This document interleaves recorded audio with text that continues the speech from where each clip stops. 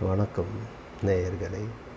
உங்கள் நெல்லை மாவட்டத்திலிருந்து வாசகன் ரிப்போர்ட்டர் மக்கள் மன்றத்தின் ஒருவனாகவும் பேசிக்கொள்கிறேன்.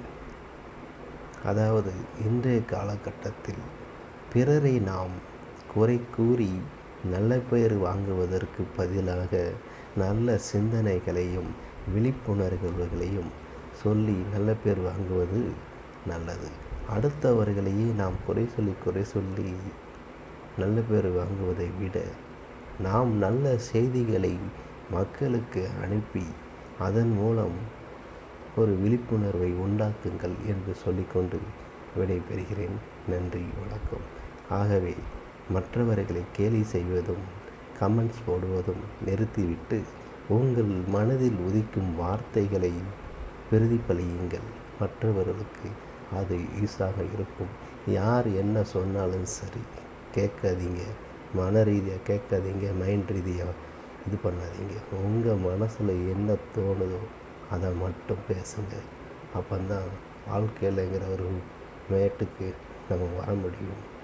ஆக குறைகளை எல்லாம் தள்ளிவிடுங்கள். குப்பைகளைப் போல தள்ளிவிடுங்கள். கமெண்டை பூராமை தள்ளிவிடுங்கள்.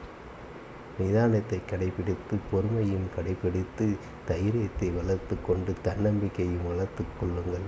அப்போதான் நாம் வாழ்வில் முன்னேற முடியும். மற்றவர்களை ஒரு நாளும் குறை சொல்லாதீர்கள்.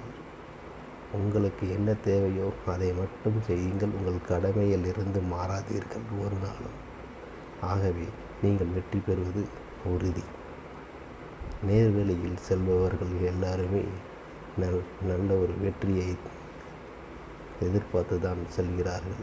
ஆகவே அடுத்தவர்களை குறை கூறி நாம் நல்ல பேர் வாங்குவதற்கு ஒரு கோட்பாடு அது வேணாம் மக்களே.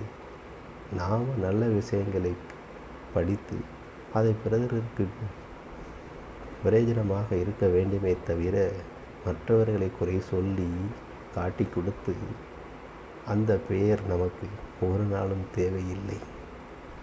ஆக இந்த உலக மக்கள் நம்மளை எல்லாருமே கவனித்து கொண்டு இருக்கிறார்கள். இந்த தருணத்தில் நாம் சொல்கின்ற வார்த்தைகள் அவர்களுக்கு சென்று மன ரீதியாக குழப்பங்களை திசை திருப்பி நல்ல ஒரு வாழ்வை கொடுக்க வேண்டுமே தவிர நம்மளால் அவர்கள் மனம் புண்பட பேசக்கூடாது என்று சொல்லிக்கொண்டு விடைபெறுகிறேன். நன்றி, வணக்கம்.